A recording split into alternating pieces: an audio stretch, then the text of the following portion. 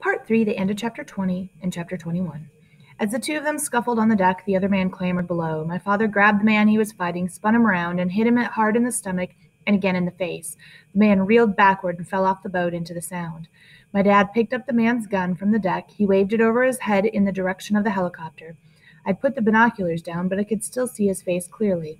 I think he could see me. He smiled, and he looked happier than I'd ever seen him. Then he turned and started down into the cabin after the other guy. That's when the tiny dancer exploded. Chapter 21. The helicopter had turned and was flying back toward Lake Union. The blades were whirring. The pilot and the man next to me were shouting at each other. The walkie-talkie radio was alive. I heard it all, and I heard none of it. A numbness came over me, a numbness of mind and body. The tiny dancer was a ball of flame. My father was dead. After the helicopter landed, the two tall men wearing sunglasses led me to a beige Chrysler. Melissa's father forced himself into the back seat of the car with me. I'm his attorney, he said to the men. Wherever you're taking him, I'm going. As we drove off, I saw Melissa standing by her Jetta. She waved to her father, and he rolled down the window. Go home, he said as the car drove quickly away. I'll be there later. 20 minutes later, I was sitting alone in a room on the 38th floor of an office building in downtown Seattle. Mr. Watts was in a separate room. I could see him through a glass window, talking to a balding man in a gray suit. The two talked for 10 or 15 minutes. They could have kept talking forever, for all I cared.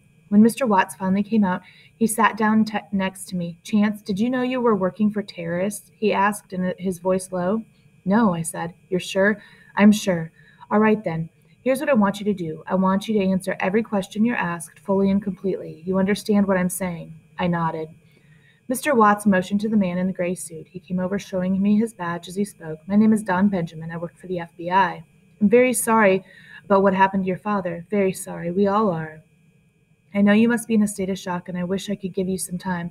But these questions you have to answer, and you have to answer them right now. You understand, don't you? I understand, I said.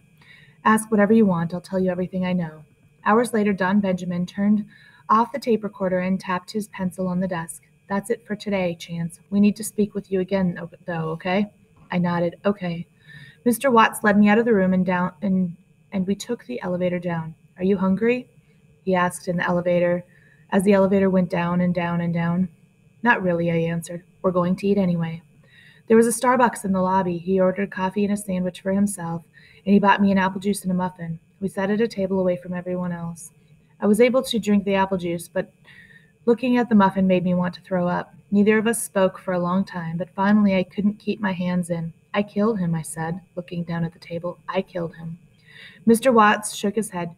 Don't do this to yourself, Chance. You didn't know what was going to happen. How could you? Nobody did. I killed him, I repeated. For a while, he didn't say anything. Then he took a deep breath and sighed. Listen to me, Chance. I knew your dad. We both knew him. He didn't want to be a janitor mopping floors at night.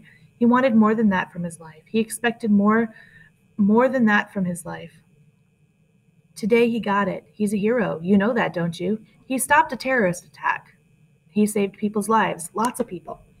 Your father died the way he wanted to die. It's a rare person who manages that. A rare person. I picked up the fork and turned it back and forth. I knew what Mr. Watts was trying to do. He was trying to take some of the guilt away. Most of what he said was true, and I knew that too. My dad was no janitor. The look on his face the last time I saw him, I'd never seen him look like that. But it was what Mr. Watts didn't say that eats at me still. My dad died a hero on the Tiny Dancer, and I'll always be proud of him, always. But that I put him there, that's my shame. And that shame will be with me my whole life. I put the fork down. Can we go now, I said. Mr. Watts stood up. I'll get us a taxi.